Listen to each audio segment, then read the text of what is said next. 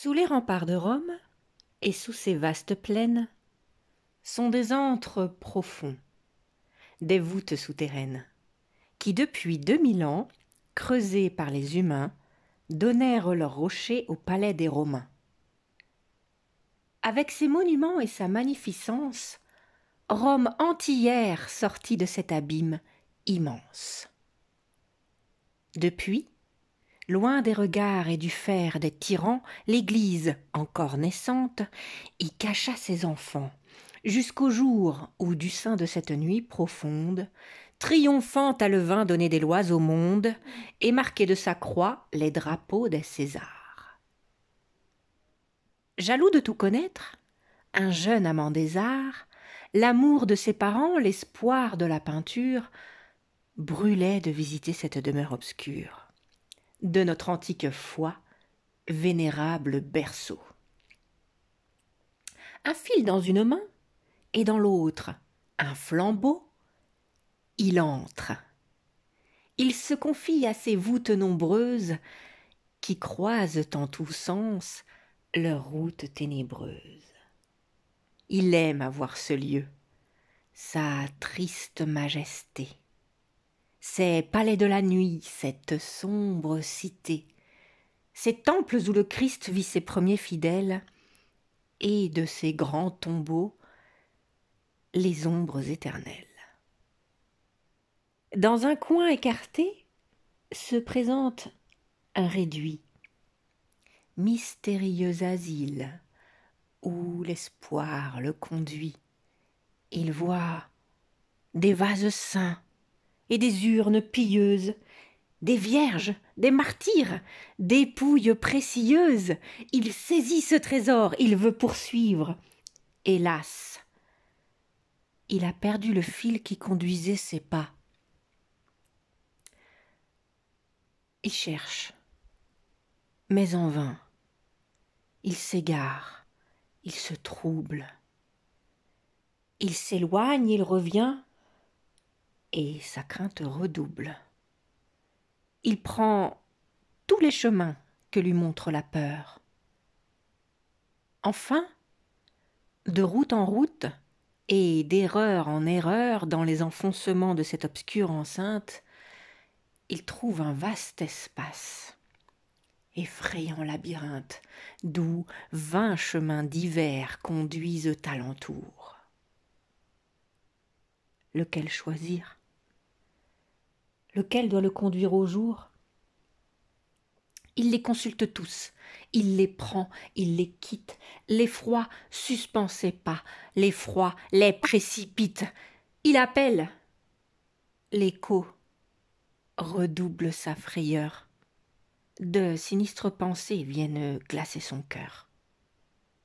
L'astre heureux qu'il regrette a mesuré 10 heures depuis qu'il est errant dans ces noires demeures. Ce lieu d'effroi, ce lieu d'un silence éternel, en 3 lustres entiers voit à peine un mortel. Et pour comble d'effroi, dans cette nuit funeste, du flambeau qui le guide, il voit périr le reste. Craignant que chaque pas, que chaque mouvement, en agitant la flamme, en use l'aliment, quelquefois, il s'arrête et demeure immobile. Vaine précaution, tout soin est inutile, l'heure approche, et déjà son cœur épouvanté croit de l'affreuse nuit sentir l'obscurité. Il marche, il erre encore sous cette voûte sombre, et le flambeau mourant fume et s'éteint dans l'ombre. Il gémit. Toutefois, d'un souffle haletant, le flambeau ranimé se rallume à l'instant. Vain espoir, par le feu, la cire consumée, par degrés s'abaissant sur la mèche enflammée, atteint sa main souffrante, et de ses doigts vaincus, les nerfs découragés ne la soutiennent plus. De son bras défaillant, enfin la torche tombe, et ses derniers rayons ont éclairé sa tombe.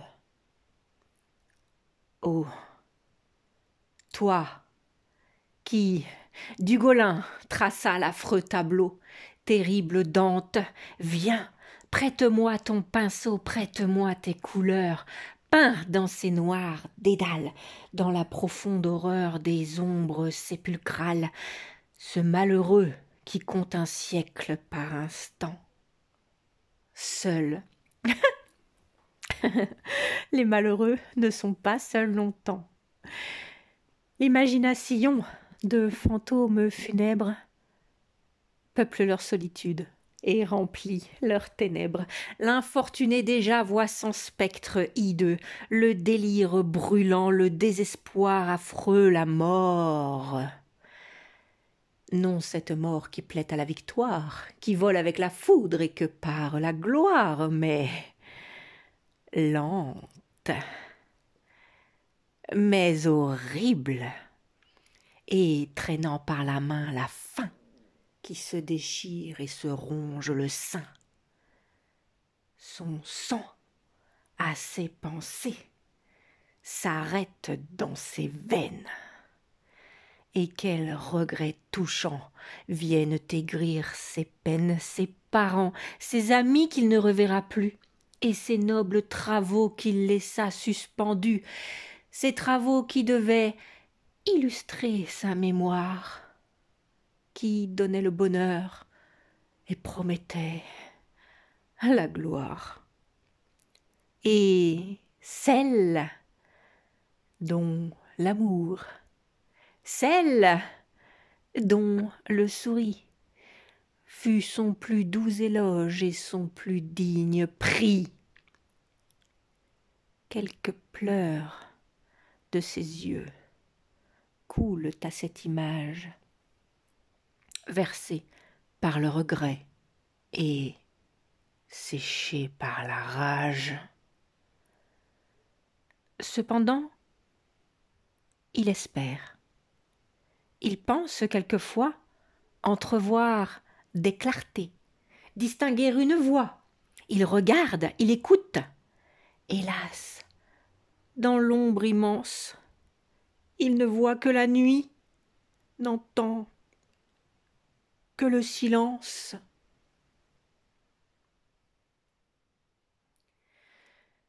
Et le silence ajoute encore à sa terreur. Alors, de son destin, sentant toute l'horreur, son cœur tumultueux roule de rêve en rêve. Il se lève, il retombe et soudain se relève, se traîne quelquefois sur de vieux ossements de la mort qu'il veut fuir, horrible monument. Quand, tout à coup, son pied trouve un léger obstacle. Il y porte la main. Oh, surprise! Oh, miracle! Il sent, il reconnaît le fil qu'il a perdu. Et de joie et d'espoir, il tressaille éperdu. Ce fil libérateur, il le baise, il l'adore. Il s'en assure, il craint qu'il ne s'échappe encore. Il veut le suivre, il veut revoir l'éclat du jour. Je ne sais quel instinct l'arrête en ce séjour. À l'abri du danger, son âme, encore tremblante, veut jouir de ces lieux et de son épouvante. À leur aspect lugubre, il éprouve en son cœur un plaisir agité d'un reste de terreur. Enfin, tenant en main son conducteur fidèle, il part, il vole où la clarté l'appelle. Dieu, quel ravissement quand il revoit les cieux qu'il croyait pour jamais éclipsés à ses yeux. Avec quel doux transport il promène sa vue sur leur majestueuse et brillante étendue. La cité, le hameau, la verdure, les bois semblent s'offrir à lui pour la première fois, et remplis d'une joie inconnue et profonde. Son cœur croit assister au premier jour du monde.